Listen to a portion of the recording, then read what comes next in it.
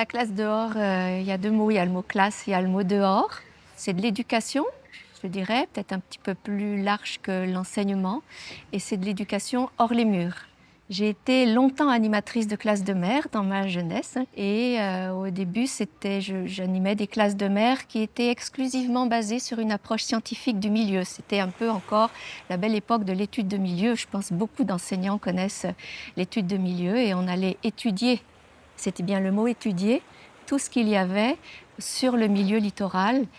Et lorsque je revoyais les enfants dans des retours de classe, eh bien, ils me parlaient de leurs bons souvenirs qui étaient la maîtresse en pyjama, le match de foot sur la prairie, le petit bisou avec la copine, la séance de voile. Et en fait, ils me parlaient très peu de la mer.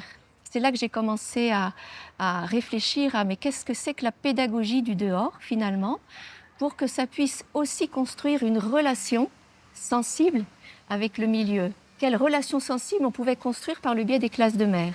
Et toutes les recherches que j'ai menées ont été d'alterner des approches pédagogiques entre approche scientifique, approche poétique, approche artistique, approche par le jeu libre, approche par le corps en mouvement. Et tout ça, toute cette mixité d'approches qui permettait d'appréhender le dehors par tout son corps, par tous ses sens, par toutes ses formes d'intelligence. Et pas que l'intelligence rationnelle, mais aussi l'intelligence poétique, l'intelligence sensible, eh bien, a permis de développer un autre rapport chez les enfants avec le milieu.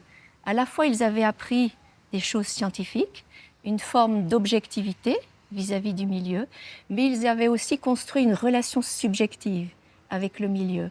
Et la mer, ils en parlaient davantage avec d'autres mots, avec des mots aussi beaucoup plus sensibles et avec une forme de respect nouveau vis-à-vis du milieu. Dans tous les cas, la part du corps sensoriel et moteur est fondamentale. On a trop construit une éducation sur simplement l'écoute, le cerveau, en oubliant qu'on était aussi des êtres corporels et que c'est ce corps-là qui est notre intermédiaire entre la construction de nous-mêmes et notre rapport au monde.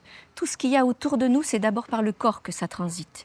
Et donc tout cet apprentissage sensoriel, j'entends, je vois, je sens, je goûte, je touche, ça se transforme en images mentales, comme le disait Jean Piaget. Mais ces images mentales ne peuvent être construites que si on a d'abord eu une éducation sensorielle. On l'applique bien chez le tout petit enfant et on l'oublie au fur et à mesure que l'enfant grandit. Donc on le maintient assis dans des salles de classe, à simplement écouter. On commence, enfin ça fait longtemps qu'existe quand même la pédagogie active, donc on a bien vu qu'il fallait que ça bouge pour pouvoir apprendre. Mais il ne faut pas seulement que ça bouge à l'intérieur, il faut aussi que les enfants bougent à l'extérieur. Parce que ça va construire le moment pédagogique, comme je l'appelle. Quand on est dehors à faire un apprentissage, à être concentré sur quelque chose, eh bien la mémoire va retenir tout ce qui entourait l'objet de l'apprentissage. La mémoire va retenir ce que l'on sentait, ce qu'on entendait, si on avait chaud, si on avait froid, si on grelottait, si on était en ouverture, si on était en rêverie ou si on était en concentration. Et le corps va aider à cette mémorisation-là.